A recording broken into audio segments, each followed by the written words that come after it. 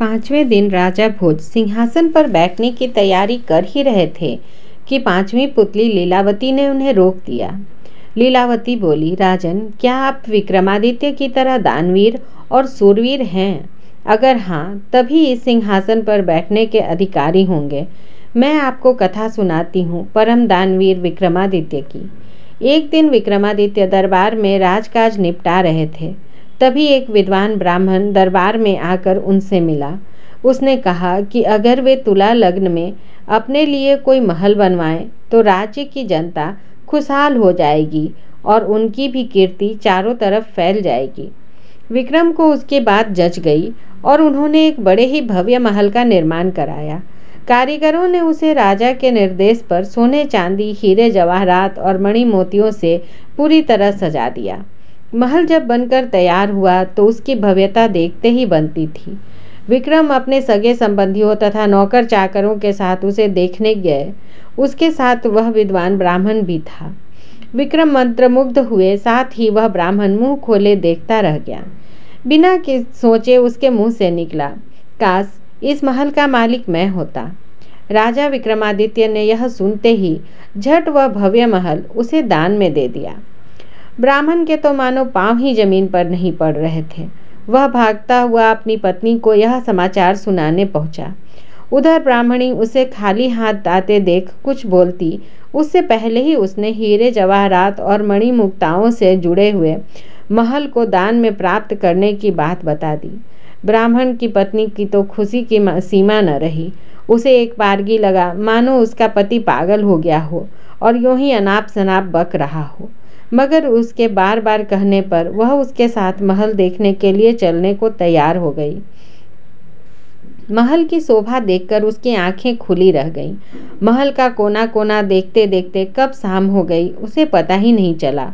थके मांदे वे एक शयन कक्ष में जाकर निढाल हो गए। अर्धरात्रि में उनकी आंखें किसी आवाज़ से खुल गई।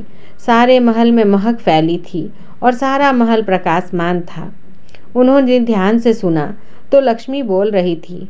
वह कह रही थी कि उनके भाग्य से वह यहाँ आई हैं और उनकी कोई भी इच्छा पूरी करने को तैयार है। ब्राह्मण दंपति का डर के मारे बुरा हाल हो गया। ब्राह्मणी तो बेहोश ही हो गई।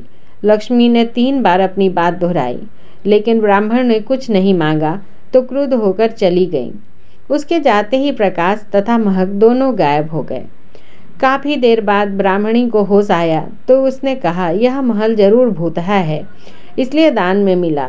इससे अच्छा तो हमारा टूटा फूटा घर है जहाँ चैन की नींद सो सकते हैं। ब्राह्मण की पत्नी की बात जच गई। सहमे सहमे बाकी रात काटकर तड़के ही उन्होंने अपना सामान समेटा और पुरानी कुटिया को लौट गए। ब्राह्मण अपने घर से सीधा राजभवन आया और विक्रमादित्य से अनुरोध करने लगा कि वे अपने महल को वापस ले लें, पर दान दी गई वस्तु वो कैसे ग्रहण कर लेते। काफ़ी सोचने के बाद उन्होंने महल का उचित मूल्य लगाकर उसे खरीद लिया। ब्राह्मण खुशी खुशी अपने घर लौट गया। ब्राह्मण से महल खरीदने के बाद राजा विक्रमादित्य उसमें आकर रहने लगे। वहीं अब दरबार भी लगता था। एक दिन वे सोए हुए थे तो लक्ष्मी फिर आई। जब लक्ष्मी ने उनसे कुछ भी मांगने को कहा तो वे बोले, आपकी कृपा से मेरे पास सब कुछ है, फिर भी आप अगर देना ही चाहती हैं तो मेरे पूरे राज्य में धन की वर्षा कर दें और मेरी प्रजा को किसी चीज़ की कमी न रहने दें। सुबह उठकर उन्हें पता चला कि सारे राज्य में धन वर्षा हुई है और लोग वर्षा वाला धन राजा को सौंप देना चाहते हैं। विक्रमादित्य ने आदेश दिया कि कोई भी किसी अन्य के हिस्से का धन नहीं समेटेगा और अपने हिस्से का धन अपनी संपत्ति मानेगा। जनता जय जयकार कर उठी। इतना कहते ही पुतली लीलावती बोली, बोलो राजन, क्या इस कथा के बाद तुम इस सिंहासन के योग्य अपने को पाते हो? राजा भोज निराश हो गए और अपने कक्ष में लौट गए। अगले दिन राजा को रोका छठी पुतली रविभामा ने।